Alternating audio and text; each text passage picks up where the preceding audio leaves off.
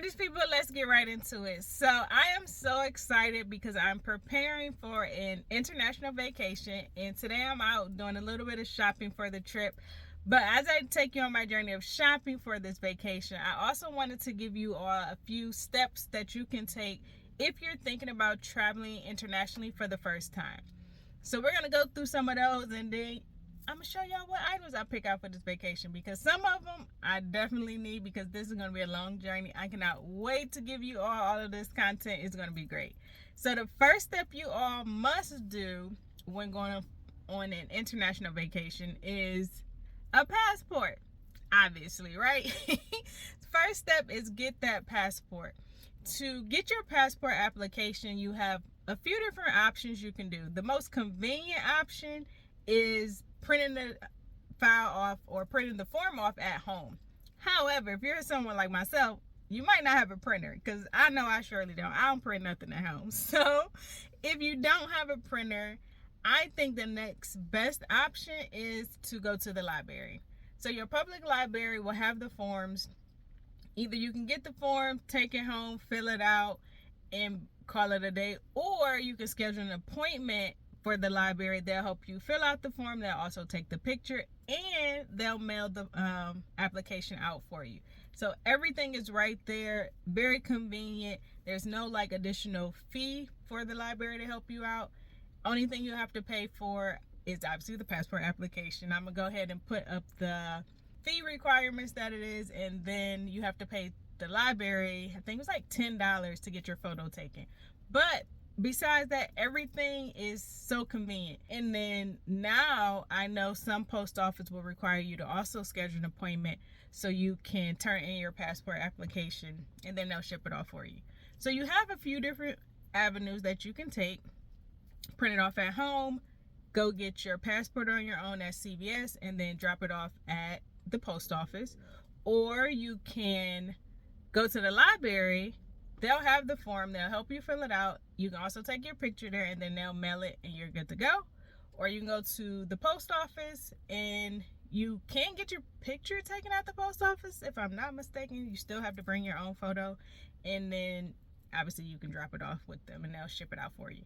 So those are the top 3 options I would suggest. I know other people have things where you can, like, one of the closest places I know is like go to Detroit, Michigan to get your passport in a shorter time frame, but it's a lot of things you have to do to play that game to get your passport in the same day.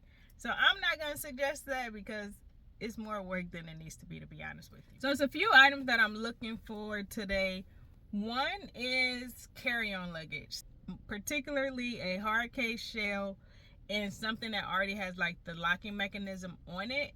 I don't want to have to buy extra lock and keep the key and all that stuff. I want to do all that. So I want a suitcase that has the locking mechanism, hard case shell, and some good storage with inside of the carry-on bag. And I'm making this distinction because I already have a hard case shell that is a larger suitcase that goes under the plane, and then I have a soft like fabric material carry-on bag. But because I'm going to be traveling for a decent amount of time, I just wanted to get a hard case shell just in case. I already know how the game goes when they throwing luggage in. My bag will be thrown a couple times over for the distance that I'm going. So I just want a hard case shell just to be on the safe side. So our first stop is going to be Kohl's. I'm going to go in here and see what we can find, and then we'll hit a few other stores just so I can price out some stuff, because y'all know budget is key. We have to price out some items. We don't want to just buy the very first thing that we see. All right, y'all, so Kohl's was a bust. Their cheapest piece of luggage was like $89, and it didn't even have everything I needed. So X-Stay on Kohl's. Next stop is going to be, I think it's a Marshall's up here. So let's go check that out. All right, y'all, so Kohl's was a bust for the luggage. I went into Home Goods, but I normally don't go in there, so that's technically my second time going in there. They ain't had no luggage. And then I went into Marshall's. They did have luggage, but y'all can see that here. Like, it still wasn't anything that I wanted to purchase. So we are going to go to Target. Oh, I did get some compression socks out of Marshalls. They was like $6, $7. And I told y'all this is gonna be a long ass trip, so I need to be really prepared because it's definitely gonna be the longest flight I've taken. So now we about to go to Target and then see what we can find over there.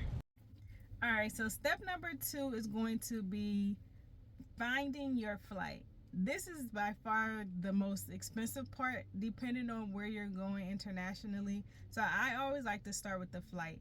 And when it comes to that, I will use Google Flights first. That's my first place I go. And you can actually use Google Flights Explore. Just click on the Explore tab up here and you can explore whole continents.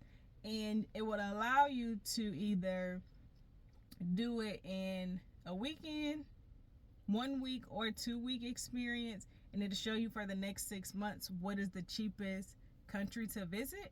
So this is how I like to try to gauge where I might go, what might be the cheapest. That is the number one key, you all. If you can be really flexible with your travel dates, that's probably how you're going to get the best deal going. If you have specific dates that you have to travel on, sometimes that can make your flights more expensive just because you don't have any wiggle room. So explore on Google Flights, amazing. If I were you, I would definitely track my flight for at least a week, unless the price is just that amazing that it's like, it's no way it's gonna get cheaper. You've checked all your different sources, then go ahead and buy it. For this particular trip that I'm getting ready to take, I think I tracked my flight for maybe 5 days or so, if that, I think. And only reason why I kind of jumped the gun a little bit earlier than a week was because I used 2 other apps, Hopper and Skyscanner. Hopper would tell you like if the flight is a really good price and if you should book it then or wait till a different time come up and they're expecting it to be a little bit cheaper. So I went ahead and ended up buying my ticket because Hopper told me they hadn't seen that flight that low in the past 3 months, and it just was actually unbeatable. And I actually continued to track the flight after I purchased it just to kind of see how it trended, and it never came anything lower than what I purchased it for. So I went ahead and bought that ticket, but I still did watch it, and I checked a few places, and I also checked the company airline website. So let's say you are ready to buy and you like, girl, I don't need to wait, I got the money, I'm ready to go. That is amazing, kudos to you. And I would suggest still checking at least 3 other sources. So you start on Google Flights, find a price, they give you your options as to where you can go purchase the flight. You say, yes, I'm about to go do that. I would still suggest, this is just me, go check like Orbit or Expedia, make sure the prices are still in the same ballpark or the exact same price. I will also check Hopper or Skyscanner, which are 2 apps that I like using. And the final place I would check will be the actual airline's website to make sure you are getting the best deal and the best flight options, because sometimes certain third-party companies are only given a certain flight schedule, and then obviously the actual airline have all of the flight options available. So just still check multiple sources even if you are ready to buy on that exact date. So that's just my little tip about, purchasing your flights for international, even if you're doing like stateside stuff. Those would be good tips for traveling stateside as well. So let's go into Target, y'all, and I'll come back for step number 3. Oh, so I just remember one more thing about purchasing your ticket. You have to have your passport back before you can purchase an international flight, because when you're going through the process, it will ask you for your passport number and a few other details off of your passport. So you can't book until you get that passport. All right, y'all, so I'm out of Target and I found this really nice bag. Y'all can see it here. It's real cute. It got all the compartments. It has the hard shell. It has the lock mechanism on there. It even has like a laundry bag. I really love this bag, but I don't know if I want to spend $169 on this bag. Granted, luggage is an investment, and if you pick the right bag, it should last you for a while. So I don't know. I'm debating. It was a lot of them there, and then I seen them online as well. So if I decide to spend that money, I know I can still come back out here and get it. I'm gonna do one more stop at TJ Maxx and see what they have. But let's go into step number 3, y'all. So step number 3 is to find you a hotel. Hotels are so important. This particular trip, I was really like going around and around about a hotel, because when I travel internationally, hotels are important when it comes to security, me feeling safe, the hotel being clean. Like, everything needs to be damn near top notch, for real. Not that I'm saying that it doesn't have to be the same here in the States, but in the States, pretty much everybody speaks English when I travel somewhere. If not, somebody within that hotel speaks English. And when I'm internationally and I do not speak the language, sometimes it can be a little difficult to get your point across and trying to help them understand what it is that you're asking for. And I get it. I should probably like cater to them because I'm in their country and I'm speaking to them in a foreign language, obviously. And I am very much an advocate of trying to learn a few words here and there when you enter into a new country. So hotel is very important to me. And just to give you like even more tidbit information on something that actually happened to me stateside, was I actually went to Hawaii, y'all, and I booked a hotel. It was close to the airport, so I made sure it had an airport shuttle and everything like that. It definitely was a nice hotel. However, y'all, when I tell y'all I pulled up at this hotel and I did not feel like I was in Hawaii. I felt like I was at home down the street somewhere, but it was not giving me Maui vibes at all. So since we had got in kind of late, we checked into the hotel, found us something to eat, and I immediately got on my app, because I was staying at a Marriott property, got on my app and looked for a whole nother damn hotel. I asked the front desk, like, hey, would you be willing to work with me? Because I know I booked this room for this amount of time, but this is not it. Like, I need to be closer to the water, the excursions. Like, I need more. And so by the end of the night, I had found me another hotel. Marriott was willing to work with me to cancel my stay at the place that I was currently at, so I can relocate. Because let me tell y'all, that was not it at all. So I end up transferring to a new hotel the next morning, and I really felt like that was the best decision I could have made, because if I would have stayed at that hotel, Lord, I would have been ready to go to hell home. So hotels matter, and trying to explain something like that in a foreign country and you are not necessarily familiar with your surroundings and stuff could be difficult. So for this international vacation, I really was like, okay, let me just figure this out. I did book a hotel pretty early on in my experience after I kind of booked my flight and everything. Found a Marriott property. Y'all know I love my Marriott. Found a Marriott property, and because Marriott has this option where if you are a rewards member, some of the rooms, depending on like the rating factor or whatever, like not rating factor, but it is said like a standard room or offer, or if you got to prepay. Like the standard versions, most of those you do not have to pay for the hotel right at that time when you're making a reservation. So that's what I did. I booked a room, nice room, it looked really nice, pictures was good and everything like that. Booked the room, I didn't have to pay for anything up front, so I was like, cool, whatever. I got a place to stay, I got my transportation to get there, we good to go. As I continued to do my research about the country and just kind of reading more in depth into the reviews, and something I do, which Y'all might find it a little weird, but I always check the 1 and 2 stars. So like, why did somebody give it a 1 or 2 stars? Because everything obviously for some people might be good, and it's like, oh yeah, 5 stars because of this, because of that. But I want to see what people are saying is wrong with the hotel, because if it's something that resonates with me, then I probably don't want to stay here either. So one of the things is like, if somebody rate the hotel a 1 and say because its food is bad, I don't really care about that because I can go find food elsewhere. And most of the time I normally don't eat within the hotels. So food doesn't turn me off. Or if somebody rate the hotel a 1 because they said that they had to wait in line because they're a rewards member and they can't understand why they had to stand in line. Like, come on, give me a break. I don't care about that either.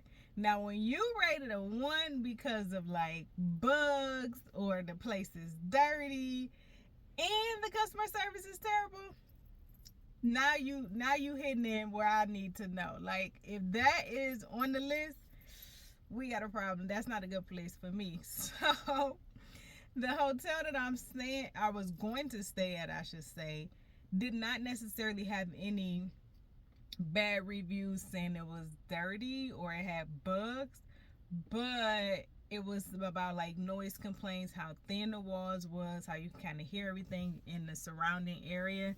And I'm a light sleeper and it takes me a while to fall asleep, so I was like, this ain't gonna work for me. So then I started looking for different locations.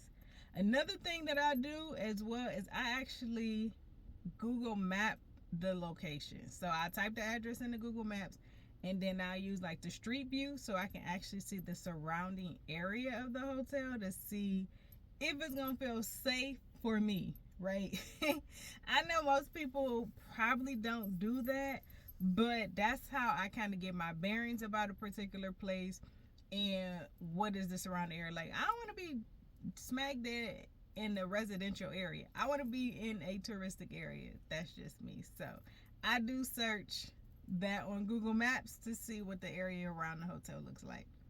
So those are really important things for me when I'm traveling internationally. And I do that stateside. Like, I'll Google a hotel to see what their surrounding area looks like. So that's step 3, y'all. Booking the hotel, doing research on the hotel before you actually commit to having to purchase the hotel. So since I did not have to actually purchase my hotel, I did end up changing hotels. So I'm now at a Hilton property. It seems to be 10 times better than the place I purchased, but we'll see when I get there. I'm real confident that it's a lot better than what I originally purchased. So I'm going to show y'all that when we get there. All right, so step 4 is transportation from the airport to the hotel. So sometimes, obviously, hotels have shuttles to come and pick you up. Other times, the hotel might be too far from the airport, so you have to find your own version of transportation. Being in this other country, I was like, let me just reach out to the hotel to see what is the best way to get to them. And so they actually gave me information about I can book airport transportation from them, and they'll just book it to my room when I arrive. So that was the option that I did. So it'll be a personal vehicle, it'll be a personal chauffeur experience where they'll come and get me and drop me off at the hotel. I'd rather do that than stand out here looking for a taxi or some version of like ride share in a country I do not know, trying to explain where I'm trying to go, what the address is. I don't want to deal with none of that. When I get on vacation, I like to vacation. I like everything to already be complete. I just have to show up and enjoy. So that's step number 4, finding your way to and from the hotel back to the airport. Step number 5 is the most exciting part for me in preparation for a international vacation, is finding the excursions.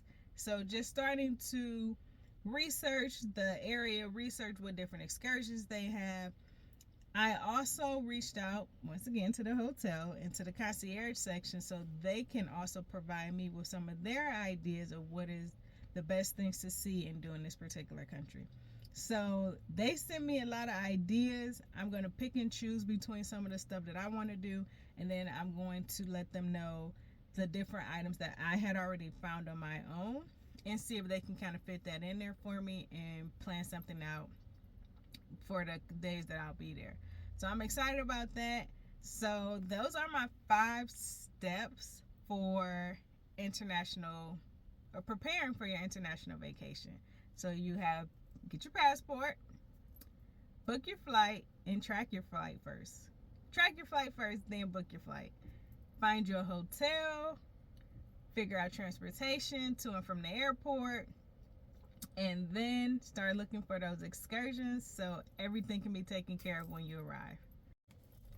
All right, gorgeous people. So these were the 2 options that I found in TJ Maxx. Let me know which one y'all think I end up purchasing. So we got these 2 lovely items.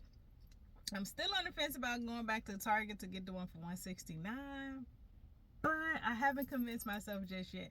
So I'm gonna get one of these, and if all else fails, I'll just return it and go buy the one from Target if I just absolutely feel like I need the one from Target. So let me know in the comments below which one y'all think I end up purchasing, and then I'll obviously show y'all when it's time for me to do my packing videos. So excited, y'all, for this vacation. So let me know what y'all think. Hope these steps helped you. If you have any additional concerns, comments, questions, drop them in the comments below. I'm more than happy to answer them, and we'll talk soon. As always, gorgeous people, go out there, create memories, never last a lifetime.